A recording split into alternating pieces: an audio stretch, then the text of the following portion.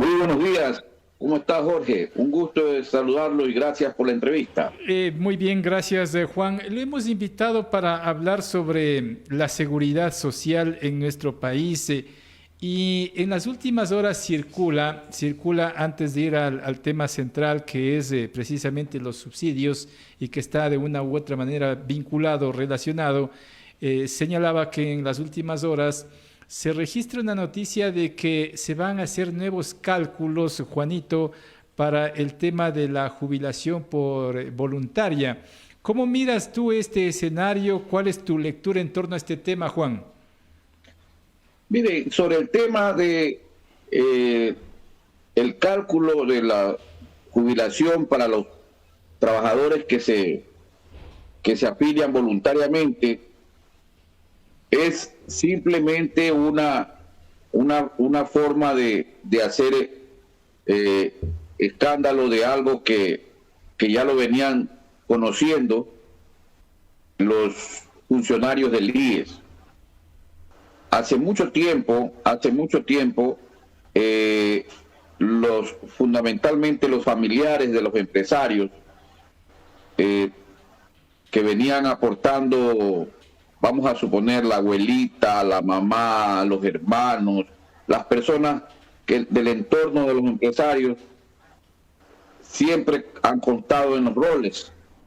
Y al final de sus últimos años, como los sabidos que son, hacían aportes, digamos, de mayor volumen para efectos de conseguir una mejor jubilación.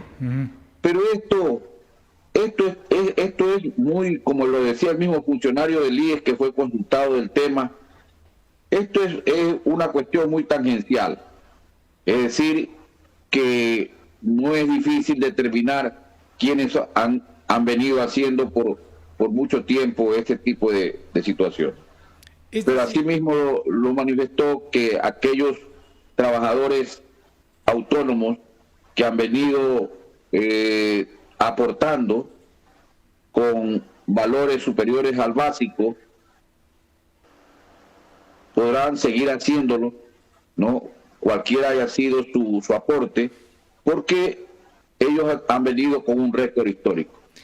Esto no es otra cosa sino tratar de darle forma a la propuesta que vienen haciendo la famosa comisión designada por el presidente Lasso. Ahora, Juanito, que el punto las jubilaciones son muy altas. Juanito, el punto es si es que estos cálculos aparentemente desmedidos en algunos casos, afecta las finanzas del IES y podría generar un desequilibrio.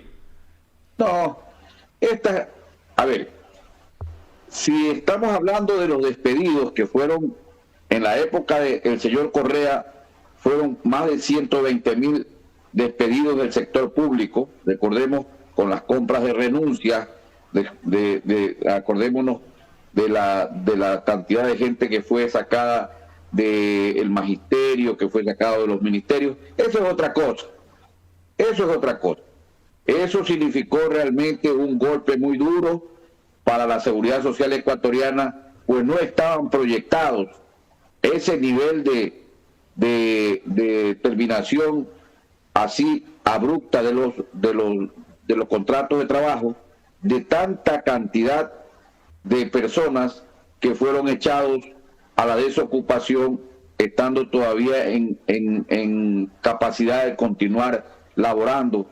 Pues los señores correístas creen que la gente de 60 años ya es gente inservible, y que los jovencitos eran los que debían ocupar los cargos de estas personas que estaban, según las mismas expresiones del señor Correa, que estaban anquilosados en los puestos de trabajo. Eso sí perjudicó al seguro, claro que sí, porque fue una inmensa cantidad de personal que salió a la jubilación porque tenían más de 25 años y probablemente más de 60 años. Juan, en lo que se refiere ahora sí a los subsidios, en nuestro país permanentemente se habla de retiro de subsidios, sobre todo a los sectores más necesitados, para que de alguna manera no se beneficien, dicen los gobernantes, a la clase pudiente, que serían los directamente beneficiados con subsidios. Por aquello se habla de focalizaciones permanentes y que hasta la fecha no se ha podido plasmar en la práctica. ¿Cuál debe ser el concepto en esta materia, Juan? A ver, aquí hay un eufemismo que lo utilizan los gobiernos, todos los gobiernos. El gobierno de Correa, el gobierno de Moreno y hoy el gobierno de Lazo. Y es que los subsidios, ¿no es cierto?, son para los pobres. Los bonos son para los pobres. Pero eufemísticamente a los ricos le llaman incentivos tributarios. Estos famosos incentivos tributarios que los dio por 3 veces el señor Correa, que lo dio también el señor Moreno, y que hoy lo está proponiendo el señor Lazo, y que fue precisamente, no pasó por la admisión de la Corte Constitucional, porque ya parece que fuera una vergüenza realmente. Resulta que los señores empresarios, los más ricos de este país, los banqueros, los dueños de los negocios más rentables, resulta que le deben al Estado por impuestos 7.000 millones de dólares. Así nomás de sencillo, 7.000 millones de dólares. Y ellos quieren un incentivo, como ya lo han conseguido en el IES para perjudicar a los trabajadores, ¿no?, de que se les prorrogue el pago, ¿no?, para nunca pagar. Y lo que es más, en esta famosa ley que quiso pasar el señor Lazo, y eso hay que decirlo al país porque hay gente que no conoce, estaba entre líneas, se encontraba una situación que perjudicaba a los trabajadores. Pues la propuesta traía consigo que los trabajadores ya no tenían crédito privilegiado de primera clase en el caso de la quiebra de las empresas. Pues el Código del Trabajo y la Constitución establece que ante malos negocios o negocios fallidos de la empresa, los trabajadores no pueden correr con la misma suerte del empresario que abusivamente, ¿no?,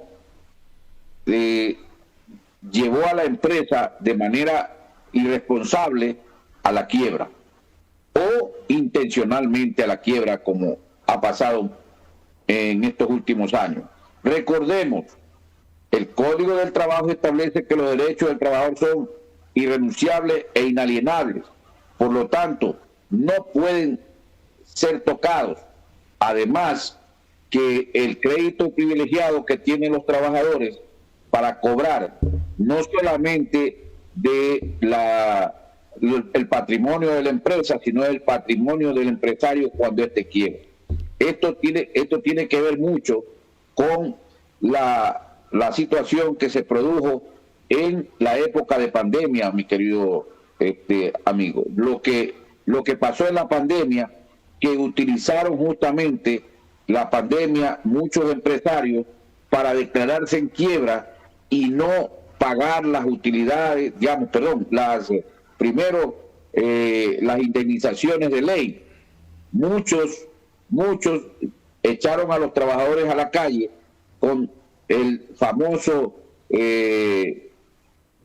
terminación de contrato por caso fortuito fuerza mayor, y esto indudablemente lo dejó a muchos trabajadores en una situación de que no les indemnizaron por los años de servicio. Ahora querían pasar esta ley justamente para, ya sabiendo que fue una cosa importante en la época de la pandemia para ellos, ¿no?, perjudicar a los trabajadores. Ahora querían una ley para justamente declarar en quiebra a la empresa reabrirla con otro nombre o después de un año, de acuerdo con la ley, volverlas a abrir, pero sin pagar las indemnizaciones de los trabajadores. Eso fue lo que la Corte no le permitió al señor Lazo que apruebe esa ley.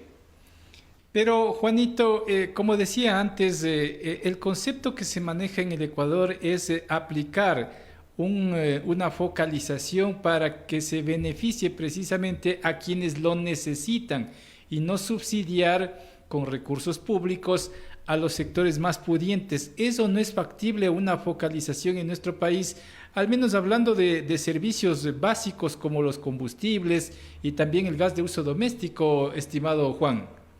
Bueno, mire, nosotros hemos venido peleando porque los mismos incentivos que se les dan a los ricos se les den también a los de la pequeña y mediana empresa, es decir, a las pymes. Nosotros hemos venido peleando porque exista un tratamiento favorable a los sectores populares que hacen sus pequeños emprendimientos y que son los que dan mayor trabajo en este país. Pero ¿qué hizo el señor Lazo con la propuesta que hicieron el sector indígena con respecto a las deudas que tenían los campesinos e indígenas de este país, que llegaban hasta los $10,000? Simplemente le dijo que si les daban un bono de $10,000 o si les condonaba las deudas de $10,000, el país iba a quebrar. Ajá. Pero ellos no se dan cuenta que cuando dan estos incentivos tributarios y que el Estado deja de percibir, no, es que ahí están salvando la nación, ahí están salvando el patrimonio de las empresas para que las empresas subsistan. Es un doble rasero con el que se atienden los asuntos del Estado en este país. Por eso es que nosotros queremos, como SEDOCUT, queremos que haya un presidente que venga a hacer las cosas a favor de las mayorías. Y yo creo que por eso es que nosotros estamos con Jack. Precisamente porque no queremos que continúen este tipo de sinvergüencería, que los ricos le deben al Estado, le deben al Seguro Social más de 2.300 millones y no le pagan. Y acaban de sacar una resolución del Consejo Directivo del IES en la que ellos pueden firmar convenios de purga de mora para pagarlo hasta en 5 años, cuando los trabajadores que tienen que jubilarse no podrán pues utilizar los recursos que vienen de las empresas, del pago de sus aportes individuales y patronales, porque los señores no han pagado justamente los aportes, no han entregado los aportes tanto individual como patronal. Para ellos es que quieren justamente, ahí sí no quiebra el seguro. Es lo que dice, no, es para darles un aliento a las empresas. Pero entonces, ¿en qué quedamos? ¿En qué quedamos? Si no cobran las deudas, ¿cómo quieren que el seguro subsista? Tenemos que crear más fuentes de empleo, pero los empresarios tienen que ser honestos, tienen que ser gente que cumpla con la ley.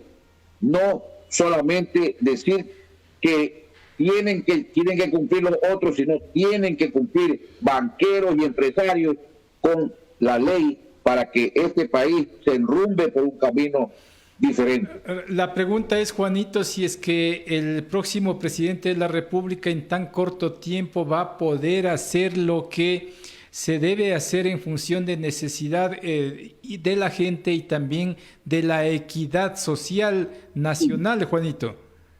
A ver, yo creo que es importante que la gente sepa, si Yacu Pérez es el próximo presidente de la República, lo que tiene que hacer es disponer el cobro inmediato de los $7,000 millones que no es que están en proceso, no es que hay litigio, no, tiene que ordenarse el cobro, ¿no? Y como el cobro se lo hace con coactiva, se coactivan las empresas y pagan, porque los empresarios en los últimos años han ganado, ¿no? En la época de la pandemia ganaron, en la época de la post-pandemia han ganado. Lo que hemos perdido, los empleos, ¿no? Porque hemos perdido la estabilidad, lo que hemos perdido, la capacidad de compra, somos los trabajadores, somos los que tenemos un salario deprimido en relación a la canasta familiar. Por lo tanto, eso en primer lugar, los cobros. En segundo lugar, el tema de los contratos. Si el presidente de la República tiene que contratar la telefonía celular, lo que tiene que hacer es, en primer lugar, declarar que el Internet para la educación y el trabajo tiene que ser gratuito para que sirva para la producción. Tiene que cobrar, ¿no? Tiene que cobrar el valor, ¿no? el valor del costo de la telefonía celular a las transnacionales. Tiene que cobrarle a las famosas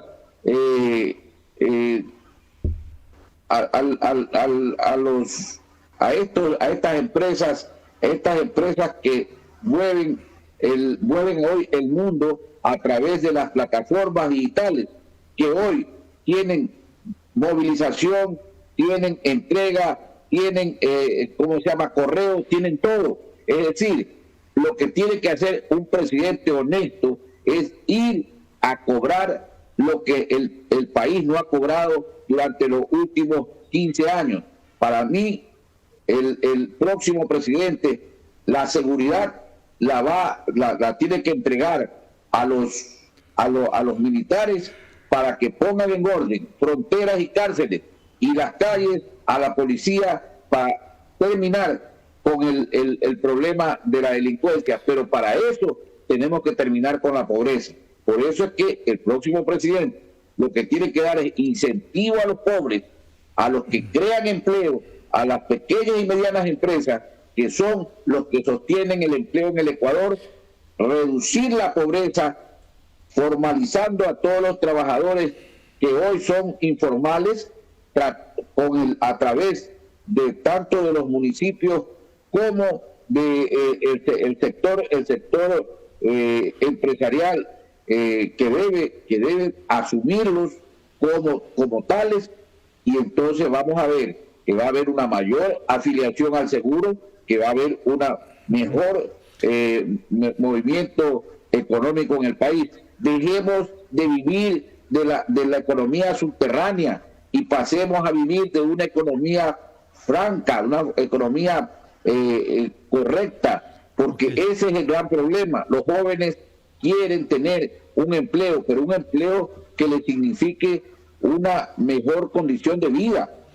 Así nomás el asunto. Yo no creo que esto sea tan difícil, que es difícil para los que tienen compromiso, sí, pero si un presidente llega sin compromiso, con el único compromiso de darle una mejor condición de vida al pueblo, tenga la plena seguridad que nosotros apoyaremos esas propuestas con movilización, con el acuerdo. Nosotros hemos venido planteando un acuerdo por el empleo. El acuerdo por el empleo significa Estado, empresarios y trabajadores, para volcarnos a una ley laboral que sí permita un empleo diferenciado para que tengamos una mejor condición de vida del trabajador ecuatoriano.